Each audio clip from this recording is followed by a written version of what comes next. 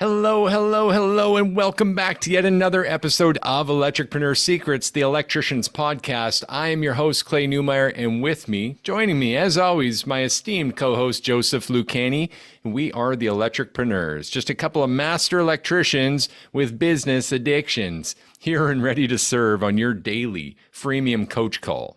Admission cost: sit back, take everything we give, just promise to take action, and report your wins back to us so we know just how well you're doing with this stuff. Joseph, how you doing today, brother?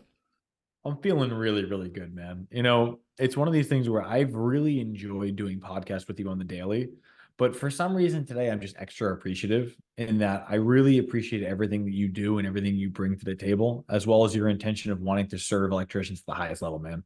It's All really right. respecting. It's really, really respectable. And it's another reason why I'm so grateful being a partner in this mission. I appreciate that. Gratitude strikes again. Gosh, I Amen. don't even know how to repay the debt of that gratitude other than to keep doing all those things I just received praise for. We're going to show up again, Joe, and launch this one. This is actually episode 245, if you can believe that. I keep saying that. The number keeps growing. I'm surprised every day, every time we do one of these. But this, in our $1 million launch series, this episode, super important: how to find your rhythm in Mhm. residential service. And for us in our $1 million launch and the progress we've made in this series, we're kind of to this place now. We've reestablished the why. We've got the generator stuff happening for us, organic Mhm. marketing, right? Started with our network. We've been working up to this point. Our pricing's right, loop method active, but there's a missing piece. In fact, there's missing piece is we haven't Mhm. really trained or found some help with or understood the actual sales process. If I Okay. could back up for just a second, it's kind of like we have our why, our ground post to hold on to ground us in all of our efforts, to keep us holding headstrong in this. We've got our Mhm. what, which is what we offer. That loop method really helped us with that. But how are we offering it? How do we go about these calls? How do we recognize, differentiate, and execute on these calls?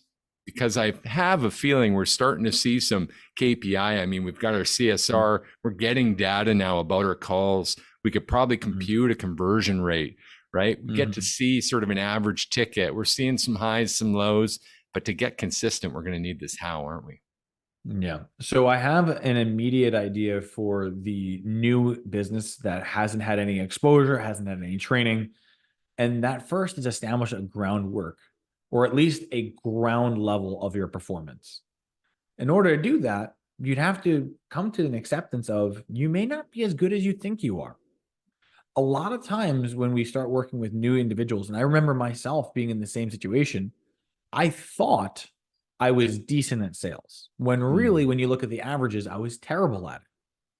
But it wasn't until I saw the actual averages that I recognized that something had to change. So, at the very, very first step, it's should you and can you document your results in a way that you can come back and unobjectively look at them? Mm. If that's your ground level, then you can start to establish where you need the help. Because, like you mentioned yourself, if you wanted to type in how to increase my residential sales, how many results would you receive within 3 seconds? Oh yeah, in the small business exercise. Yeah, we Yeah. typed in how to improve sales in your small business, and it was like 3.6 billion results in half a Yeah. second. So, like, if you think about that, if you don't know where you need help and you look for generalized coaching, you're going to find generalized answers. But if Mm. you say, I struggle with the close portion of my call, or I struggle with the option building, or I struggle with the rapport building, now you can look for specific help for those areas that you're lacking. So, I'd say before you do anything else, we should be tracking our result after each call. I love that. So, like post call facts is a tool we use that demonstrates our flow without every bit of script so that you can live still authentically through the process. Well, almost like a checkbox saying, hey, we did it, we did it, we did it. Oh, wait, trouble right here. And this has happened a few times Mm-hmm. now. Maybe we should focus and train in this area. Exactly. And the thing is, it also allows you to recorrect, or course correct in real time. So let's say, sake of argument, you're having an off day and Hmm. you realize that you're struggling with your close because you're not all the way mentally with it right now. Right. Something happened at home, truck got hit, whatever it is that's throwing your mood. Well, if you're recognizing I'm bombing the presentation, I'm bombing the presentation, I'm bombing the presentation, maybe you're better off calling a timeout, taking the rest of the day and coming back to the rest of your calls with a fresh head. Sometimes even just looking and seeing where the gap is can make you have more effective actions going forward. But Mm, without data to come back to, you're just swinging off intuition. And intuition is unfortunately a great tool, but also it's a great liar because yeah. you can believe you're doing well and not have the results to back it up. Yeah. Now, this brings about an interesting question. And Mm-hmm. obviously, again, we always present with a bias because we just know this stuff works. Mm-hmm. But I'm also going to use demonstration in the answer for this question as well. Sure. Appreciate your help with it too. Is like, okay, there's a couple routes to go here for a new company. Are we Mm-hmm. going to get outside help and accelerate the process? Of Mm-hmm. course, in this series, we're trying to hit the million in a year, and that's actually a pretty strong feat. As we Mm-hmm. covered earlier on another episode, like not a lot of small businesses make it to $1 million. It's a Mm-hmm. very small percentage. So trying to do this in our first year in business, the likelihood is low, and without help, even lower. Go ahead, Joe.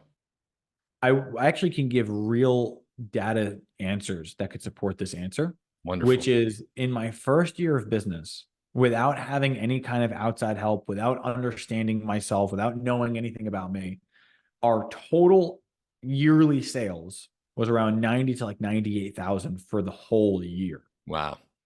The thing is then in a very short period of time, we consistently doubled our sales. The reason being was that we were searching for outside help in any avenue that someone could help us in. We employed HVAC coaches because that's all was there. We worked with plumbing coaches because that's what was there. I talked to garage door people because that's what was available. None of them were electricians. Yeah. But the fact is that once we started getting guided help, I was able to then start establishing this process that worked for Mm, us. yeah. But if I had no outside help, I don't believe I would have been able to be where I'm at today. Yeah. 100%. The two examples we have that are prevalent in this series are Service Loop and what we did in 2023, and Dan, Mm, our client who we brought on, who got our help. What I can say is this: in order to do $1 million launch and hit that number in the first year, we're going to need a few things. mhm, And it's why we had coaches, honestly, and mentorship and help with that for 11 out of 12 months of mhm, 2023 to accomplish that. Okay, so it applies to us too. Here's why: mhm, we need to be able to have the ability to measure and manage with clear thoughts. And as we know, law of separation says, hey, emotions get in the way of stuff. It's not so mhm. easy to just see the data, right? What's that expression? You can't see the forest through the trees? Yeah, or it's sometimes I've heard you can't read I can't read the label while you're inside the bottle. Mm, Like things like that. There's a lot of expressions for you. If you don't have proper perspective, you cannot read what you need to read. absolutely. So then it's having accountability. So someone to hold you accountable to those next steps, those actions, because number three is focus. If you Mhm, can have those few things, and that again, third party brings their expertise to this puzzle, then you can accomplish incredible things in a very short time. And I promise you, this first year, that $1 million launch year, flies by because you are busy trying to make it happen. So that's personally why we got invested. Now, that said, I could appreciate if anyone's feeling like, hey, sales process isn't that hard. I want to kind of break down a bit of a process for someone to come up with this thing on their own. Is that fair? by all means, I'd love to hear it. I've found in developing a sales process, and you reflect with me and tell me what your thoughts are, Joe, but I've Mhm, found that through just doing what's intuitive and natural, you'll find very quickly where the boards are, where the Yep. limits are, where the common objections stand. And even by just keeping a sales journal and keeping track of that, you'll very quickly begin to understand all the hard questions that your process needs to answer in order to get to this place of trust and exchange. I'm 100% with you there. Okay, awesome. So what that does then is actually gives you the framework for flow of the Mhm. process. It's not quite all the details that we have in our process, and I wouldn't expect it to be as fruitful as it could be for many years to come. In Mhm. fact, Joe, in you developing the process that we teach today, I mean, 7 years, was it, even Yeah. with help? Yeah. 7 years with help. And the thing that I really want to throw out here that particularly my approach of what helped me was you said that you learned where the borders were. I learned by figuring out when I passed the borders. So, like, Mm, I'm comfortable doing these things, but I'm not comfortable when this comes up. So, I need to expand the borders so that I can have an answer for when those situations happen. So, I won't feel the way I'm currently feeling. So, taking the wins and taking the losses are equally important when you're designing the process. 100%. Here's the added bonus, and this is where it gets kind of tough. Now, to take that sales process, the systems that you're working through to develop, and then hold them to your renewed values and make sure that you're acting congruent with that vision that you have for every client in this loop method. I mean, for us, obviously, the decision is quite straightforward. But if you're ever thinking outside of that and bringing someone else's method in, or making your own, you also have to ensure its congruency with your values and where your team is leading your customers. Does that make sense? It does. Because if you're not, then you're acting incongruent with those values, and this whole thing becomes a mess again that's very difficult to clean up. One other thing on top of that, if you don't mind me interjecting, Go ahead. is that I like the fact that we're leading off of values. And the reason why is because values very rarely change for a person. Thoughts, emotions, and scenarios can change, but your core beliefs are usually your compass that keeps you guided. So if you've based your process off the thing that innately makes you you, then it becomes very hard to stray from this process. And it becomes much easier to bring your passion into it because you're like, this is how I am, as well as how I want to be. And therefore, everything I'm going to say and do lines up with that. And Mm-hmm. I, my own compass, can keep me accountable to my process, even if I had no help, because I know I can listen to at least myself. 100%. And as an example of like how ridiculously useful that could be, is finding comfort in addressing the elephant Mm-hmm. when there's a situation where someone is maybe accusational or upset or misunderstanding your communication to a point where you could literally call a timeout, express that value that you're trying to follow, and ask where the miscommunication is, or where you feel off track there. Go ahead, man. Yeah. I actually had a really good example of something that came up in class once, which Perfect. was how we handle landlord tenant situations. Mm, And the conversation came up where I was like, we need to establish the relationship with the tenant so that the tenant itself can now be the leverage point to serve them. And then as a result, we now have a standing chance against the landlord who may not care. And one of our clients did misunderstood what I was saying and was like, well, it sounds like you're baiting the tenant against the landlord. But understanding our why was the misunderstanding was we were talking about a slumlord scenario where the landlord himself was literally like, I don't care if you have single wall pipe. And the reason you called me was because that thing gets over to 1500 degrees and your clothes caught fire because you're hanging out to dry. I don't care as long as the rent comes in. So my why was I want to serve this person and make them safe. And I'm willing to do that by any means necessary to make sure that they get what they need and avoid a life threatening situation. And ending it with, was it wrong to push to avoid a life threatening situation? And really the answer was powerful, no. then.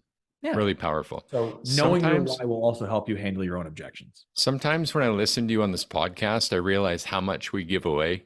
I'm like, oh, Mm-hmm. should we even be saying that much?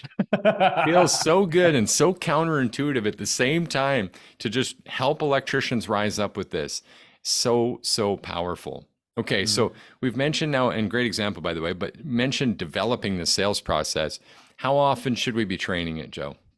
It well, how often would I like it, or how often should the minimum be? Because Well, in our $1 million launch, this is our first year. We've got a CSR. There's us helping this thing along. How long should we train it starting out, would you say, first and foremost? Starting, it should be every day. And the Okay. reason why I say Not every day, less, more. Okay. yeah, okay. The reason being is that you need to establish your foundation.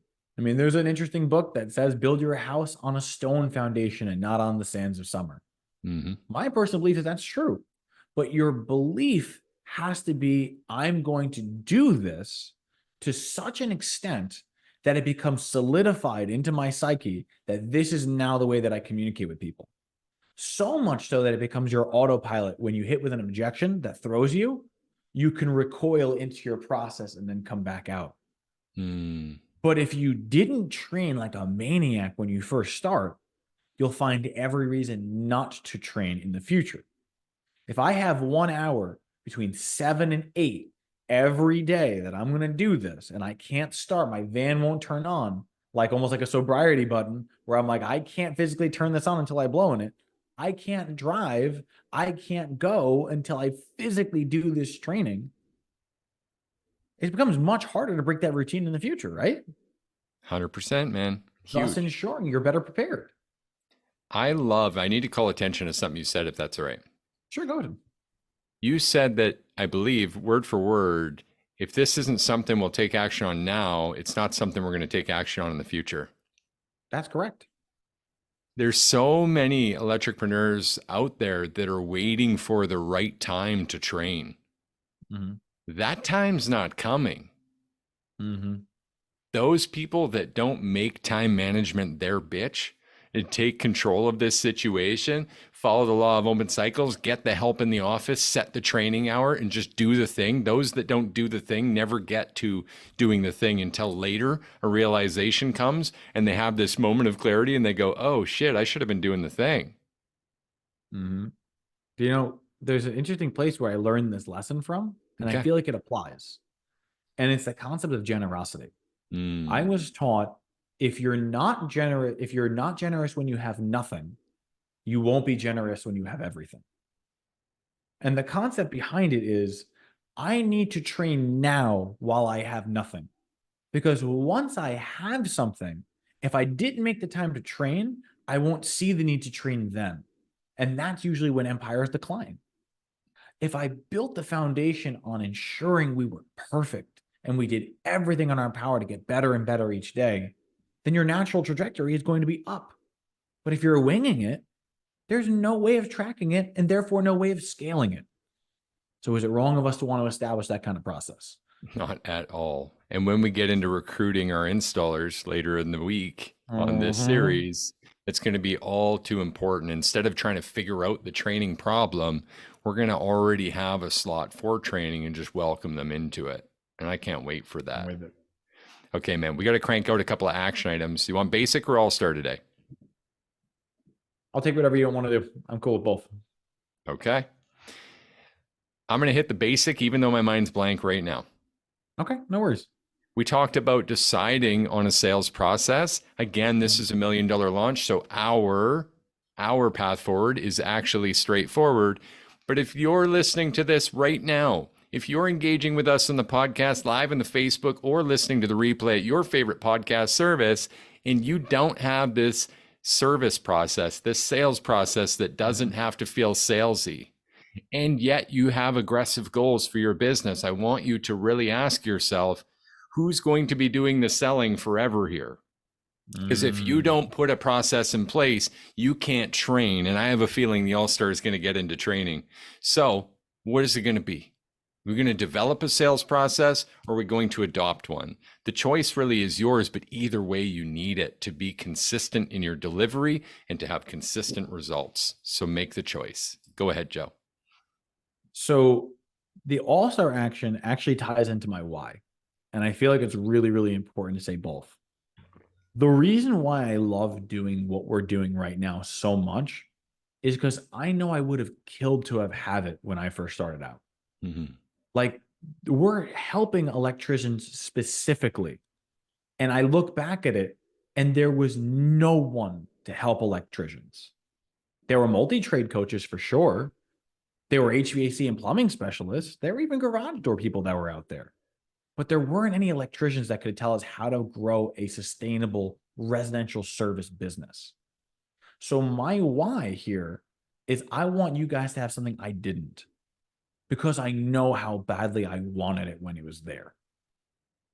So it seems almost silly for me to say, but there's already a company that you could go to that could give you an actual path for residential service training. Not going to name any names here, but I'm pretty sure we know who I'm talking about. So It's the always, fact, I was going to say, it's always tough to call your own name and raise a flag, right? I know, right? But the fact is that if you truly didn't know, the all-star action comes down to two lessons. Do you know who you're trying to serve and why you're trying to serve them? And are you willing to expand out of your comfort zone to learn how to? If those two things are established, the answer becomes clear, because it's either you don't know your why or you don't know your how. I can promise to give you both. It's up to you on what you want to take action on. But either way, know that we're here to serve. 100%, man. Love everything you said. The only thing I would add is, hey, people keep coming for a transformation and they keep staying for this community. There's this triangulation of content, group, community. And it's just a remarkable piece how powerful that community has become. So if you're part of our community, you go ahead and give a little self hug there. You guys rock, right? Know that you're a bigger piece of this than even the content at this point. Huge shout out to you guys and everyone we've been able to influence. Feels like an award ceremony speech, or like we're done this series, but we're not. We're just getting really, I mean, we're maybe 2/3 of the way into this. We've got some impactful stuff coming. So you guys stick with us as we continue this series. But this one has been episode 245, how to find your rhythm in that residential service in a way that's meaningful. You can develop some KPI, the post-call facts. If you want that value piece, by the way, type post-call facts or send it to us on a contact form on our website at serviceloopelectrical.com.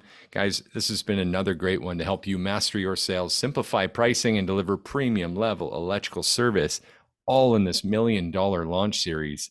I can't wait for us to be done and build a mini course around this, man. This is going to be great. Joe, we'll see you next time, brother. Truly a pleasure. Namaskaram.